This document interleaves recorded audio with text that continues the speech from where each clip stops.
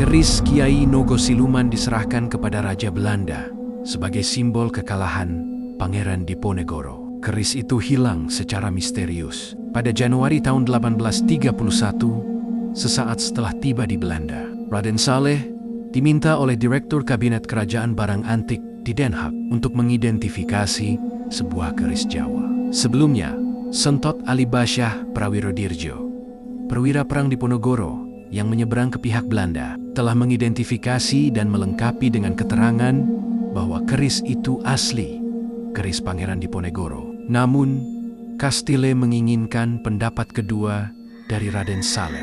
Tak dapat dibayangkan bagaimana perasaan Saleh muda saat memegang keris Diponegoro yang agung itu. Perasaan menggigil seperti apa yang mengalir dalam tubuhnya. Sebagian keluarganya berjuang di pihak Diponegoro, dan untuk itu mereka harus banyak berkorban. Tiba-tiba, keris itu, pusaka itu, inti kekuatan magis Diponegoro berada dalam genggamannya.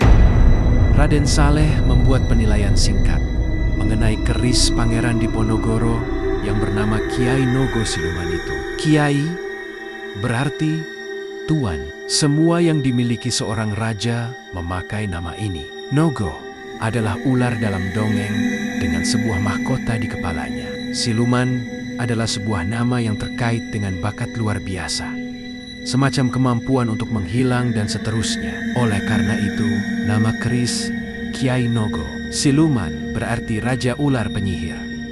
Sejauh hal itu dimungkinkan untuk menerjemahkan sebuah nama yang megah. Ketika Raden Saleh mengungkapkan kata-kata itu, menurut Krauss, dia sebenarnya juga bisa berlutut dan menangis di hadapan keris itu.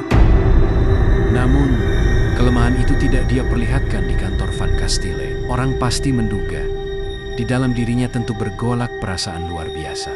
Mengapa keris itu diberi nama Siluman? Dalam biografi Pangeran Diponegoro, sejarawan Peter Carey mencatat kemungkinan karena Diponegoro dalam perjalanan berkelananya pada 1805 menginap satu malam di Gua Siluman di pantai selatan. Gua Siluman disebut dalam Kidung Lelembut sebagai istana arwah di bawah kekuasaan Dewi Pantai Selatan, Ratu Kidul, yang diperintah melalui wakilnya, Putri Genowati. Ratu Kidul mendatangi Diponegoro dalam bentuk semburat cahaya. Namun, Diponegoro demikian terserap dalam semedinya, sehingga tak mempan digoda. Dia pun mundur sambil berjanji bila saatnya tiba akan datang lagi kepadanya sebilah keris pusaka Diponegoro yang kemudian diserahkan kepada Raja Belanda Willem I sebagai suatu lambang kemenangan dalam perang.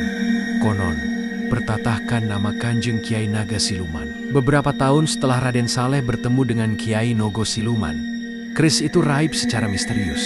Sedangkan pusaka lainnya, seperti tombak Kiai Rondan, dikembalikan ke Indonesia dan tersimpan di Museum Nasional. Setelah melalui penelitian panjang, keris Kiai Nogo Siluman ditemukan dan dikembalikan ke Indonesia pada ke-2020.